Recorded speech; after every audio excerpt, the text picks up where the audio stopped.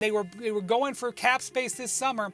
There was only one max level free agent that they were really interested in. It was Paul George, and it had to work out that the two of them were available for each other, and it did. And the fit is tremendous, because if you're in the Eastern Conference and you're looking up at Boston and you're looking up 95 and what the Knicks have built, you need a wing player. You need a wing player that can play both ends of the court. The Philadelphia 76ers have quietly dominated this year's NBA offseason, starting in the NBA draft, but then coming into free agency, bringing in a star to go along with Joel Embiid and Tyrese Maxey, but also, more importantly, bringing in some high-quality role players that could also make a massive difference here for the Philadelphia 76ers, who have been trying to get over the hump for a long time. In this video, I'm going to break down why this new look 76ers team has other NBA teams a little bit nervous. On July 1st, 2024, the Philadelphia 76ers made a franchise-changing decision, agreeing to a deal with Paul George on a 4-year, $212 million contract. Now, don't overthink it. We all know, and it doesn't take a genius to fully understand, that Paul George coming to the 76ers makes them a way better basketball team. But in reality, when you look at the film, when you look at how he plays basketball, does it pair up well with the Joel Embiid and Tyrese Maxey? In this video, I want to break down exactly why I believe Paul George to the 76ers is way more deadly than anybody is even realizing. Now I'm going to go into the film and I'm going to show you exactly why this pairing of these three superstars is going to really terrify the NBA. But more importantly, I want to break down Caleb Martin, and nobody is talking about this signing, but this is one of the biggest steals of all of NBA free agency and is the perfect fit as well. Now, one of the biggest reasons I think that this is a massive addition for the 76ers, as you see Paul George here, top of your screen, we got about 13 seconds left in the game. They're down by 2. They're adding another big-time shot creator alongside Tyrese Maxey, who is mainly a downhill, get into the paint and get some big-time buckets, or, a pull-up 3 type of guy. Embiid can pretty much get it anywhere on the floor that he wants to. He can score over anybody, but Paul George has a different type of impact where he can isolate, he can create his own shots, he can work off ball, but he's also very unselfish. And that is one of the biggest reasons I think Paul George is going to be massive in Philadelphia. Now, this season, the Boston Celtics built the perfect blueprint to winning an NBA championship. And the 76ers kind of took that and ran with it, signing two very good two-way players in Paul George and Caleb Martin. Two guys who can both switch defensively and take a bunch of shots, a bunch of threes. Being able to stretch the floor is very important in today's NBA.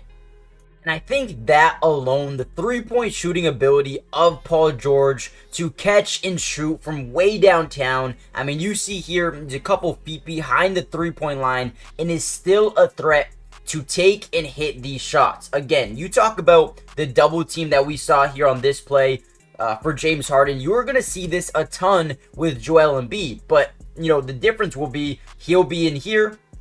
He'll be posting up on a guy, they'll send a double team, and then we'll kick out for Paul George for a 3. This is something you're going to see a lot of here with this new look, 76ers team. And there's no way that you can play this defensively without double teaming Joel Embiid, right? Because Joel Embiid is that type of superstar where teams are always going to double once he enters the post. And if you don't, he's going to score on you 99% of the time. That's just how good of a player he is. So now Paul George gets to play with a player that gets double teamed a ton. It's going to open up more shot opportunities for not only Paul George, but for Tyrese Maxey, for Caleb Martin.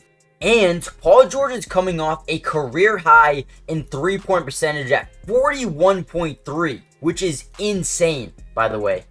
Now, this is a play that Tyrese Maxey does a ton. He'll drive into the lane, he'll draw an extra defender, and then he'll find the open man for 3. Now, in this play specifically, it is with the Clippers. We're going to see Kawhi Leonard catch the ball top of the key. Good swing there by Paul George. Boom, is able to get behind or, by his defender, drawing multiple defenders into the paint, and then finding Paul George for an open 3, right? While also getting a big-time closeout defender in Scottie Barnes, a lengthy, a freak of nature when it comes to athleticism, but Paul George has the tunnel vision, gets the ball to go down from way downtown, and another beautiful shot. So you talk about the three-point shooting ability alone, this is going to make the 76ers that much more versatile.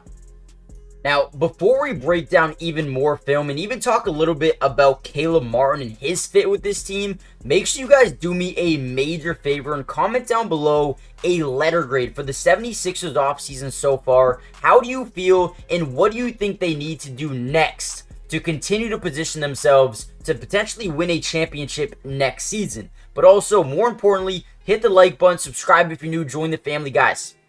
It is free, it doesn't cost anything, and we're going to be covering the 76ers throughout the entirety of the offseason, the preseason, the regular season, everything you can think of. We've got you guys covered, so join the family right now. And with that being said, let's kind of dive into another reason Paul George is such a good fit here in Philadelphia.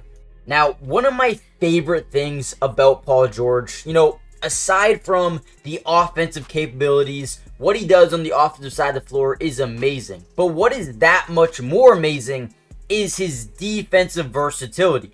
And what I mean by that is this dude has an insane knack for just getting big time steals. He's got a really good, ability to take the number one player of the opposing team and get him out of games, right?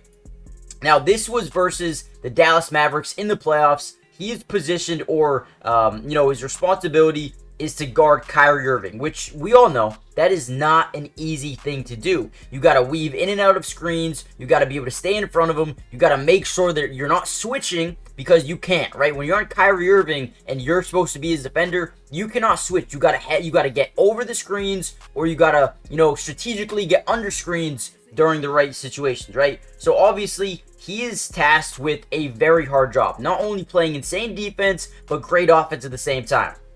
On this play, we're going to see Luka Doncic come over and set this screen. Now again, if you're Paul George, you have to get over this screen as clean as possible. But another thing is, another screen is coming.